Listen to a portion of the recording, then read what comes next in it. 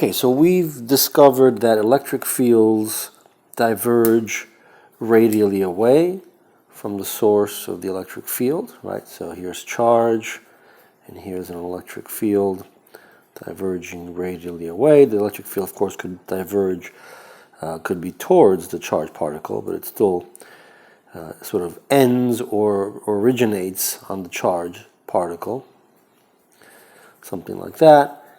And whereas magnetic fields, so this is charge, particle of charge Q, a magnetic field is produced by current, so we have current, say, coming towards us, and so the field, we know, has a different kind of geometry. It doesn't diverge radially towards or away from the source, from the current, but circles around it, and the mathematical expressions that we're going to derive capture this basic geometric difference.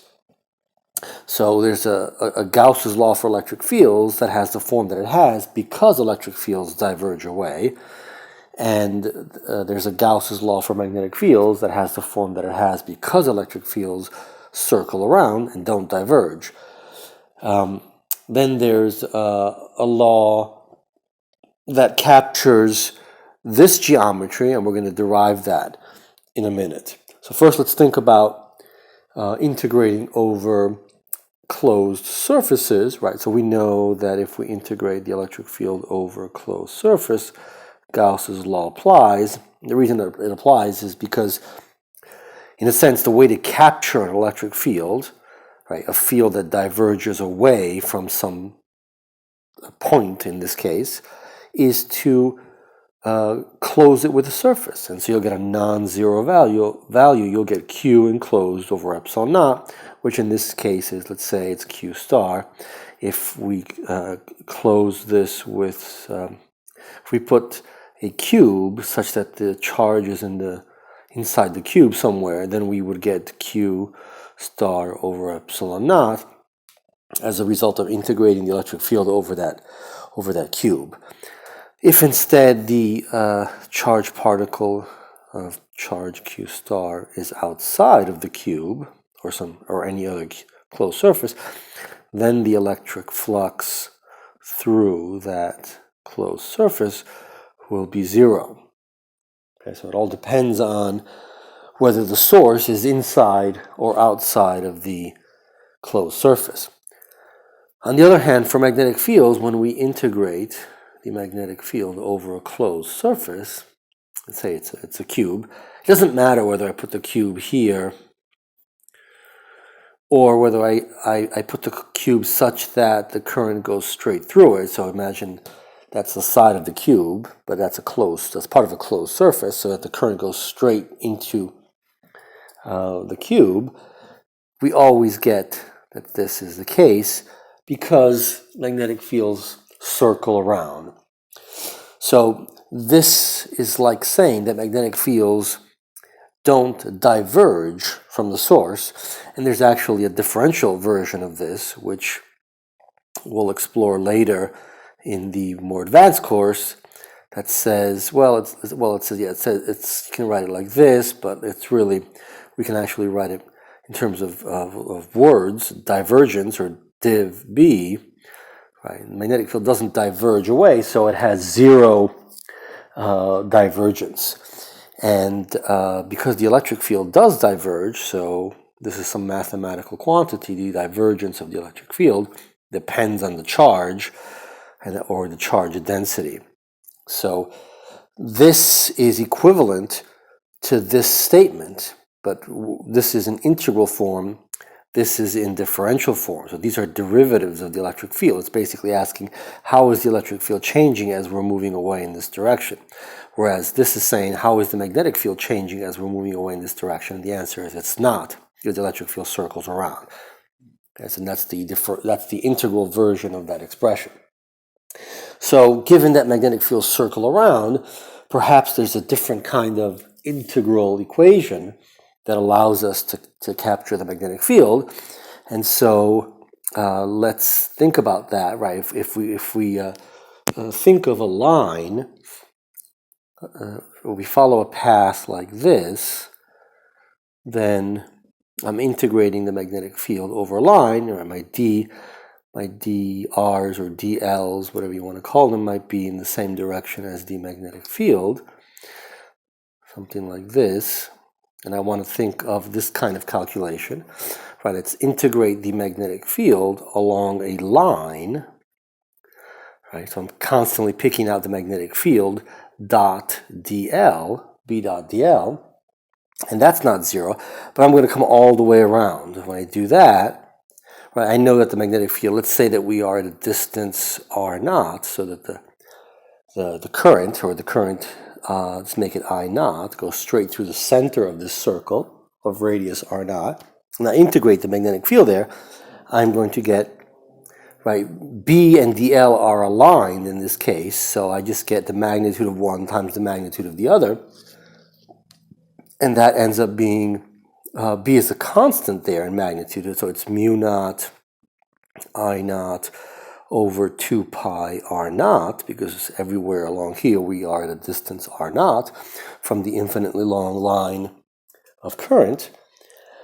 And we're integrating, so the magnetic field is a constant, so we just get a constant times dl, so we're integrating around the path, and we get the total path, and of course it's the circumference, which is 2 pi r naught. So we end up with the result of this calculation and being mu naught times I naught. And so this is true, although it's more complicated. It would be true if this is the current I naught, infinitely long current coming straight at us.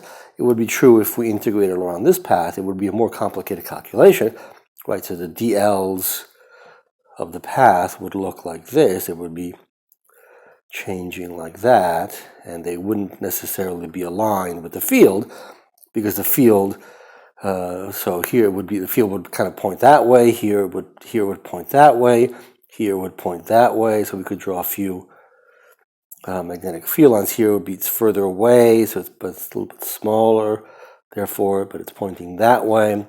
Here we're even further away, so make it smaller. So it would be a complicated calculation, but you could show that you would end up getting the same thing, mu naught I naught. So this basically tells us that this is the way to capture magnetic fields, by going around closed loops.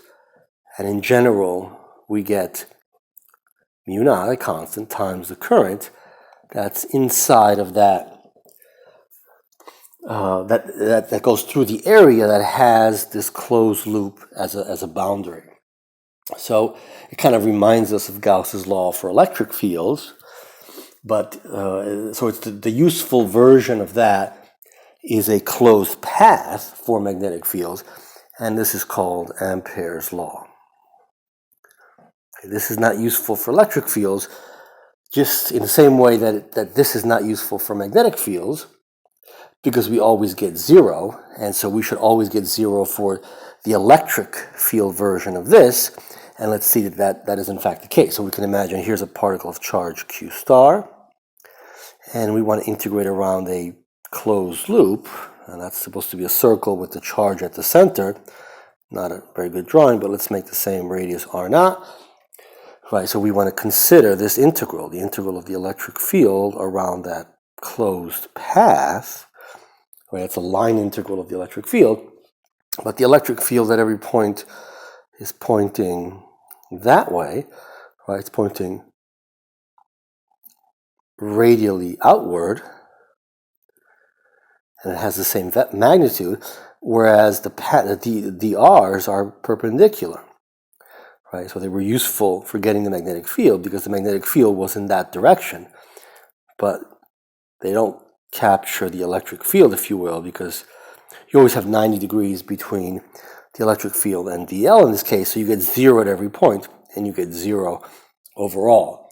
Now, it's not immediately obvious, but it's still true that if you did the calculation, here's Q star around a closed path that's like that, then you won't get zero at every single point, but overall you would get zero. And that's just stating that the electric field doesn't circle around. So there's actually another differential equation which captures these two quantities. So it says that the curl, right, that's a differential equation. It involves derivatives. It's basically asking, how does the magnetic field vary as you're circling around? And the answer is yes, it does. Depends on whether there's a source. And so you get the density of current, just like here you get the density of charge. And when you look at the differential version for the electric field, it says that the curl of the electric field is zero because the electric field doesn't curl around. And this is the integral version of this expression.